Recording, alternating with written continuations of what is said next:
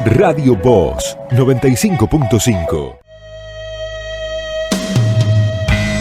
Cuentan algunos lugareños que dicen haberlo conocido bien, que su verdadero nombre era Nikolai Rodovsky, aunque en el pueblo se lo conocía como el ruso Nico.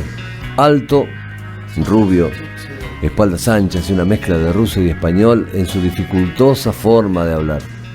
Este personaje amable y solitario se había afincado en las afueras de Villaverde hacía ya muchos años, y por servicial y bueno se había ganado el corazón de todos sus vecinos, con quienes hablaba cuando venía a la tienda por provisiones o a vender sus mesas y sillas y artesanías que tallaba con fina ebanistería y exquisito gusto. Nunca recibía correspondencia, ya que, aunque mucho no hablaba del tema, se sabía que no tenía familia ni aquí ni en Rusia. Sin embargo, Felipe el cartero tenía siempre como fin del recorrido la visita a su amigo Nico, quien lo esperaba con un buen vaso de fresca hidromiel que él mismo preparaba con el néctar laborioso de sus abejas.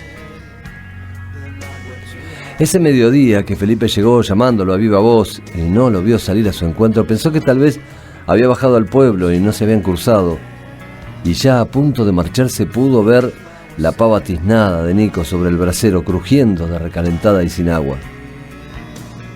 Lo buscó en los alrededores hasta que por fin lo halló de rodillas frente a un enorme jacarandá apoyado en su hacha, con su tez más blanca que nunca y el frío de la muerte en sus manos. Felipe lloró un rato, aprovechando que nadie lo veía. Lo ahogaba el dolor de la pérdida y la angustia de saber que de ahora en más ya no tendría con quién hablar y reír y tomar una copa de hidromiel y contar historias. Lo entró a la casa como pudo. Felipe era un hombre fuerte, pero el ruso era enorme y pesado. Lo recostó en la cama y lo cubrió con una sábana. Luego se marchó a dar aviso a las autoridades.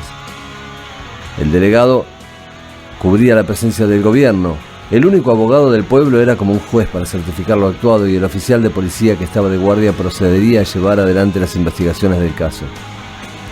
En realidad no había mucho que investigar, ya que el pobre ruso le había fallado el corazón mientras cortaba algo de leña, y solo era cuestión de llevar adelante su velatorio y darle sepultura.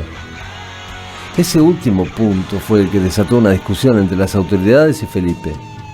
El delegado, el oficial y el abogado no estaban de acuerdo con cumplir la última voluntad del ruso, que siempre había pedido que cuando muriera lo enterraran en medio del monte, entre sus árboles amados, cerca de su casa. Decían que no iban a andar enterrando a cualquiera en cualquier parte y hacer de las afueras de Villaverde un lugar de muertos desparramados por todos lados. Felipe dio una dura batalla contra la porfía de los tres, y lo máximo que consiguió fue que lo dejaran velar sus restos en la casa del monte, para que luego ellos trasladaran su féretro hasta el cementerio del pueblo y le dieran sepultura como manda la ley. Así fue. Felipe fue el encargado de preparar el cuerpo del ruso Nico en el ataúd más grande que consiguieron. Lo vistió con el único traje marrón que el pobre ruso guardaba en su armario y lo cubrió de flores del monte hasta solo dejar su rostro a la vista. Un par de caballetes de madera rústica que hallaron en un viejo galpón sirvieron para sostener el lustroso cajón con el cuerpo del ruso. La diferencia entre el ataúd y esos caballetes era la misma que podía observarse entre el difunto y la gente del pueblo. Había cosas que venían del pueblo y otras que pertenecían al monte. Felipe nunca se había detenido a observar el brillo en los ojos de los pájaros, tal vez por lo esquivos que son, quizás porque eran pájaros y no les dio mayor importancia, hasta que vio a un colibrí posarse en la ventana de la habitación donde velaban a Nico. La diminuta ave pareció detenerse en el rostro de Felipe, como si quisiera decirle algo o transmitirle el mensaje de alguien más. Por un momento se le erizó la piel pensando que podía ser el alma de su amigo despidiéndose, y luego se convenció de que las flores que cubrían el cuerpo lo habían traído hasta allí. Estaba el viejo cartero contando los minutos que faltaban para que retiraran el cuerpo y se lo llevaran al cementerio del pueblo, cuando sintió un crujir bajo sus pies. Una rajadura en el piso de cemento alisado parecía haberse agrandado de repente. Pensó en el intenso calor y se convenció de que junto a su cansancio le estaban jugando una mala pasada. Luego se sintió un temblor continuo y en aumento que hizo que se movieran todos los muebles. Eso ya no era su imaginación. Se asomó por la ventana y el rostro de quienes se agolpaban afuera denotaba haberlo sentido también. Con el tercer temblor se agrietaron aún más los pisos y las hendiduras treparon por las paredes, y esta vez no paró. Siguió y siguió temblando y agrietándose todo hasta que los pocos que se encontraban en el interior de la habitación salieron corriendo por temor a un derrumbe, y quienes estaban en el patio huyeron para alejarse hasta un pequeño claro a más de 50 metros de la casa. Cuando los temblores aumentaron en intensidad y se desató un viento huracanado sobre todo el monte, solo Felipe quedó parado, inmóvil, al lado de su difunto amigo, en parte por su promesa de acompañarlo hasta último momento y en parte paralizado sin saber qué hacer.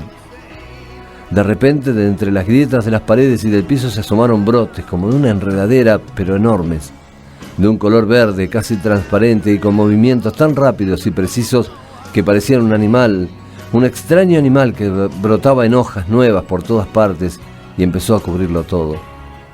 Algunos de esos brotes se aferraron a las patas de los caballetes y treparon por ellos hasta el cuerpo del ruso.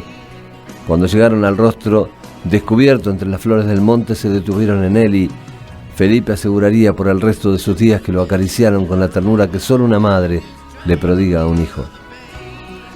Un par de minutos después, cuando ya del piso no quedaba sino un montón de escombros y la tierra a la vista por donde trepó ese fenómeno verde, lo que parecían ser las raíces de ese extraño visitante comenzaron a retroceder, haciendo un espacio entre el humus y arrastrando consigo el féretro de Nikolai Rodovsky, el ruso Nico, el único amigo de Felipe, el cartero.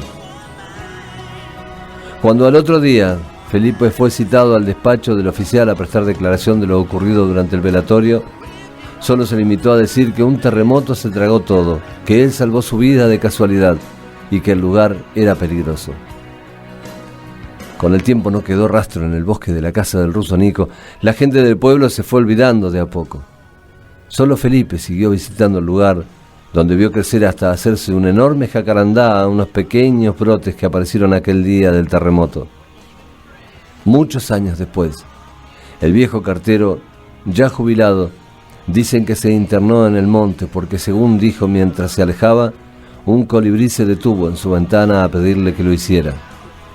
Y nunca volvió.